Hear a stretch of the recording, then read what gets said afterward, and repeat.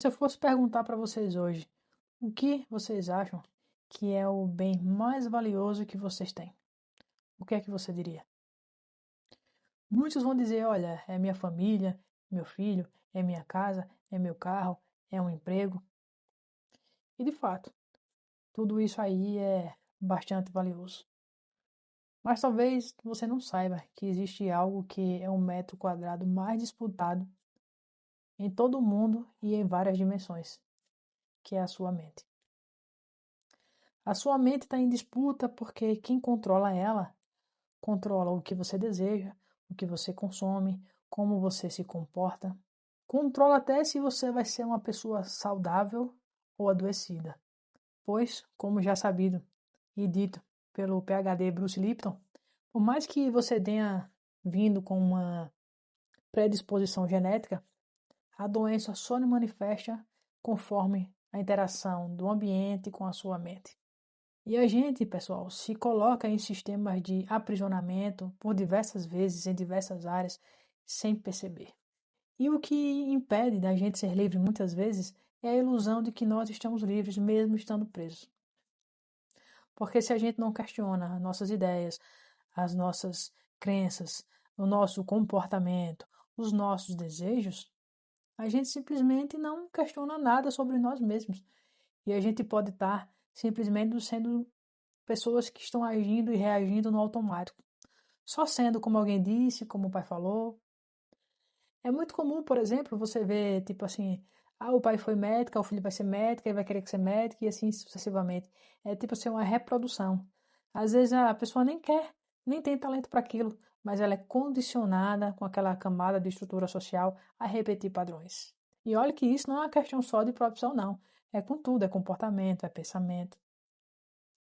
Uma coisa muito interessante na hipnose é que eles falam, olha, para aquele sistema de hipnotização ali dar certo, é necessário que o hipnotizado tenha o hipnotizador como uma referência ou como autoridade. Então, quando aquela sugestão parte de alguém que a gente enxerga com uma certa autoridade, você acaba de acatar aquela sugestão, ou seja, acaba de ser hipnotizado e colocar aquela ideia lá dentro, carimbada na sua mente. E isso ocorre com que tipo de padrão a gente sente uma certa autoridade?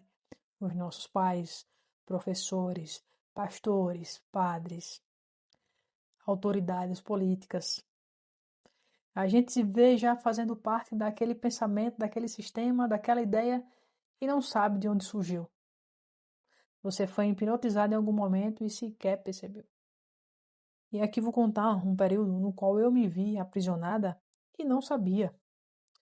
Houve um tempo em que eu piamente acreditava que para ser realizada ou feliz e poder fazer as coisas que eu gostava, só eu precisava antes passar num concurso de um cargo maior do que eu tenho hoje. Então, para ter esse objetivo, eu me privava de diversas coisas, de sair, de ver um filme, de me divertir, de estudar as coisas que eu gostava de filosofia, de espiritualidade, porque eu simplesmente coloquei uma prisão na qual ela dizia, olha, primeiro é assim, se você não passar nisso aqui, aí você não pode fazer essas outras coisas. Isso era real, pessoal? Não, não era. Mas foi um sistema invisível de aprisionamento que eu criei para mim mesmo e me mantive naquela caixinha ali por um bom tempo. Quando aquela meta, que aquele sacrifício que eu estava fazendo, eu tinha colocado aquela meta, não aconteceu da forma como eu gostaria, naquele tempo e daquele modo, eu simplesmente ali fiquei extremamente frustrada, dolorida, adoecida. Mas quem criou todo aquele sistema, aquela ideia, aquelas convicções? Eu, não foi ninguém.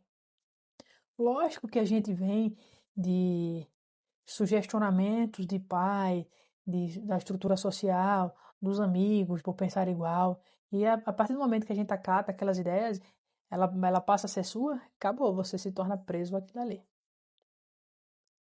Então eu só sofri porque eu me coloquei naquele sistema de aprisionamento. Eu coloquei as condições do qual eu tinha que ser feliz, livre, liberta, contente e realizada dentro de uma caixinha. Eu já era livre? Era, mas a minha mente não era. Eu tinha colocado certas condições. E foi fácil enxergar, Lilian, nesse momento? Não. Demorou um tempo para eu processar e para eu enxergar que eu estava preso e eu não percebia. E como foi que se deu essa libertação? Se deu quando eu fui entendendo o que é que envolvia a mente, como se dava o processo da mente, o que sustenta uma mente com clareza, de uma mente que não tem clareza, uma mente sadia de uma mente que não é sadia. E eu entendi que tudo que estava envolvido ali tinha uma coisa que chamava respiração. A tua mente não corresponde ao teu cérebro, eles estão interligados. Mas o cérebro está aqui, na tua cabeça, é uma estrutura física. A tua mente não, a mente é uma estrutura invisível constituída a sua formação de prana, de energia vital.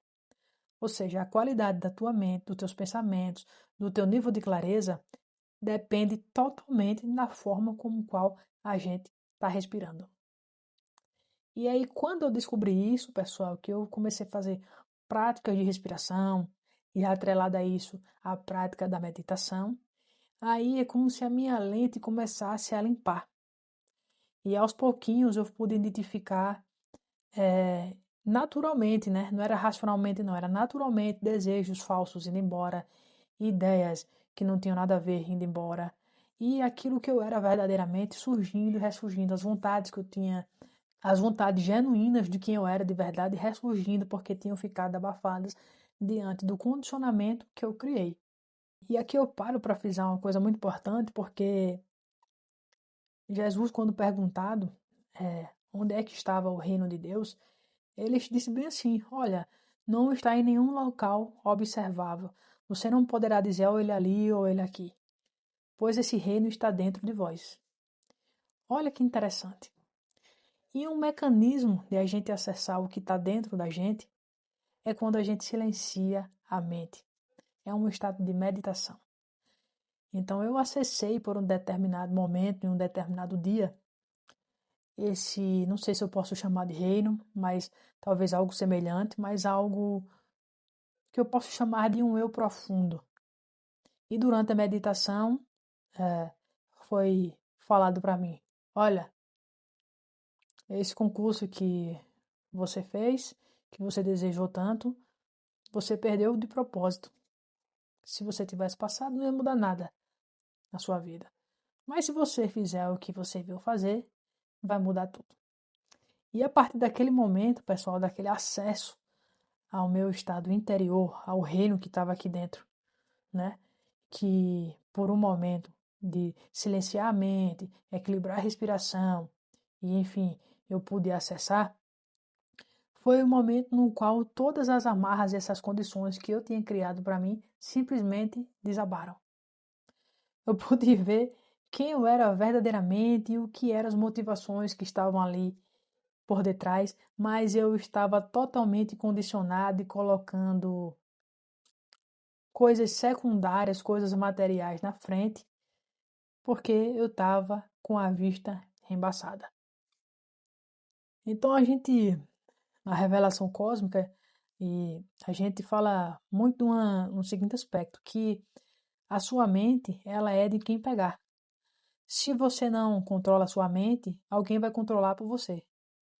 Então fica a sugestão aqui que você tome conta da sua mente e você vai tomar conta dela quando você passa a gerenciar, a tratar e a cuidar dela do carinho.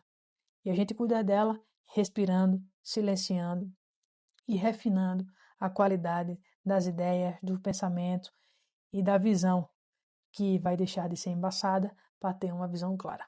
Então, um abraço.